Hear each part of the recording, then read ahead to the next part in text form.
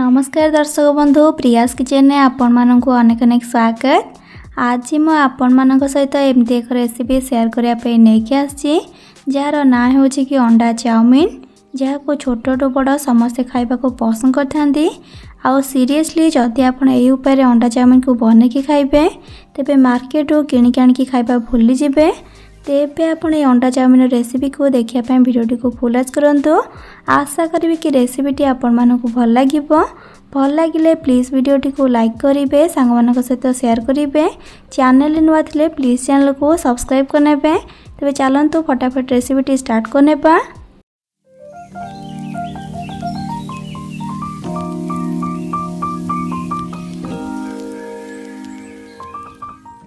अंडा चाउमीन बनायापाई प्रथमे देखो मु कड़े रे अधिक पानी को देकी गरम कर पानी गरम हो गला परे सेथिरे भी गोटे छोट चामच लुण को दौची ता सहित गोटे बड़ चामच रिफाइन तेल दौची। रिफाइन तेल देले चाउमीन पूरा खिला खिला बनवा और चिपचिपा हेनी। एबे सेथिरे चाउमीन को ऐड करवा।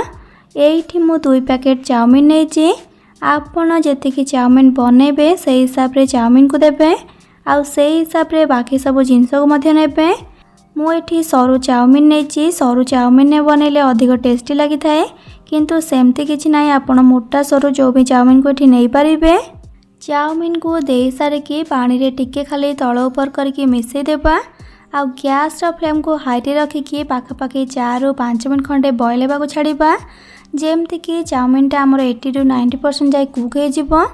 अधिक ओभर कुक करबेनी ना चाउमीन टा चिपचिपा बनइबो आउ पूरा भांगी जिवो, जाउ जाउ परी हो जिवो।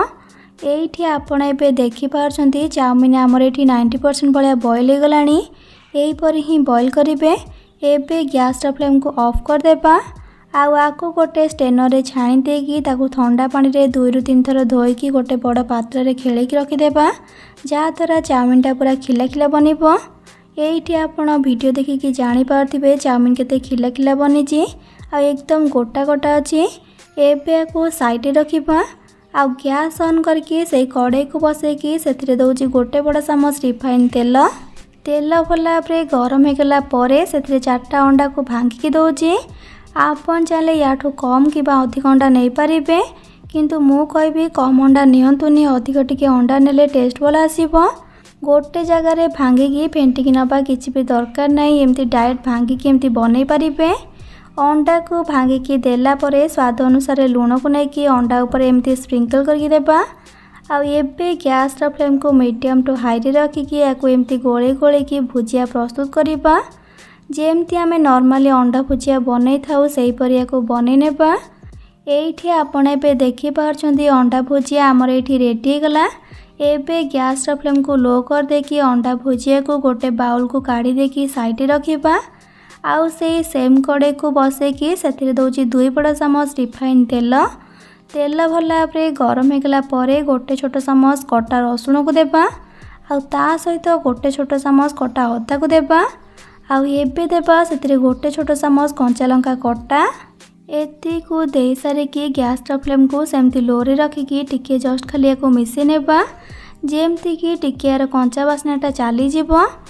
अदा रसुण रो कंचा बास्ना चली गला परे 2टी मीडियम साइज रो पियाज को लंबा लंबा करके काटी दे देबा आ पियाज को दे सारिकी मीडियम फ्लेम रे जस्ट खाली 60 ରୁ 70 सेकंड पर्यंत भाजीबा। अधिक टाइम या को भाजीबेनी, जेमती से गोल्डन ब्राउन कलर की भाजी जीवो बा अधिक भाजी की नरम हो जीवो, सेमती बिल्कुल भी करें। जस्ट टिके खाली ट्रांसपेरेंट होगा पर्यंत भाजीबा। चाइनीज आइटम रे जानी थिबे सब जिनस क्रंची रही थाए, जमा हेले भी ओवर कुक हो न थाए।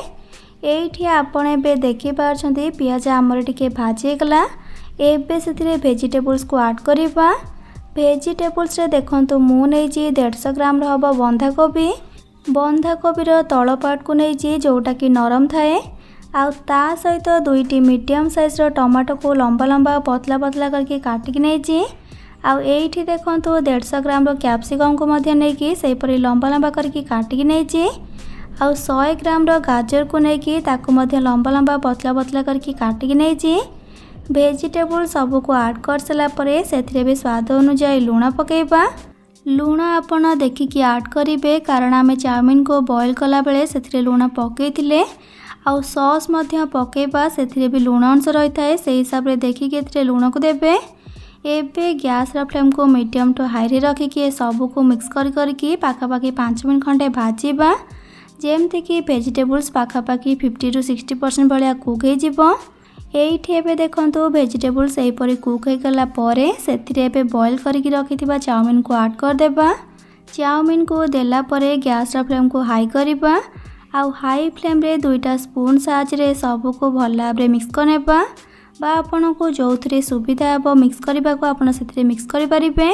ये देखो सबको मु भल भाव मिक्स करनेली। एबे आमे गैस फ्लेम को मीडियम करबा आउ सेथिरे पे ऐड करबा गोटे बड़ चामच सोया सॉस आउ ता सहित गोटे छोट चामच विनेगार। एती को दे सारिकी टिके खाली तळ ऊपर करके मिसई नेबा नले तळु लागिकी पोड़ी जीव सेथिपाई टिके मिसई देला परे सेथिरे पे ऐड करबा टमाटो सॉस।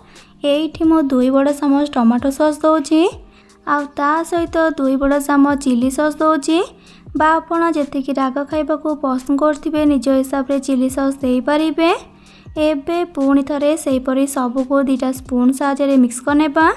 गैस फ्लेम को मीडियम रे रखिकी एको मिक्स करिबे। एठी एबे देखंतु सबको मु बढ़िया से मिक्स करनेली आउ सब मध्य बढ़िया से ठी मिक्स हो गलानी। एबे सेथिरे ऐड करबा गोटे छोट चामच गोलमरीच गुंड आउ ता सहित आधा छोट चामच दालचीनी गुंड आउ एबे देबा सेथिरे चाउमीन मसला 5 टंकिया जो चाउमीन पाउच मिलुची सेथिरे मु गोटे पैकेट दउची पाखापाखि गोटे छोट चामच हबो। चाहिए आपण मैगी मसला मध्य देई परिबे।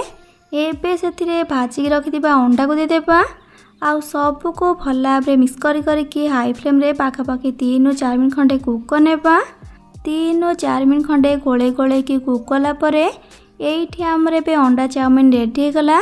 एबे आमे गैस फ्लेम को ऑफ करनेबा। आशा करछि कि आपण मानकु निश्चिंत रेसिपीटी भल लागिथिबो। भल लागिथिले प्लीज वीडियोटी को लाइक करिवे सांग मानक सहित शेयर करिवे। चैनल नुआ थिले प्लीज चैनल को सब्सक्राइब करनेबे आ पाखरे थिबा छोट bell icon all option click करिवे जादर मो अपलोड करथिया मो समस्त वीडियो नोटिफिकेशंस आपण सर्वप्रथमे पाई परिबे। तबे आज पई रहउची पुणी आसीबी नुआ एक रेसिपी नेकी से पर्यंत रहिली। Love you all. जय जगन्नाथ।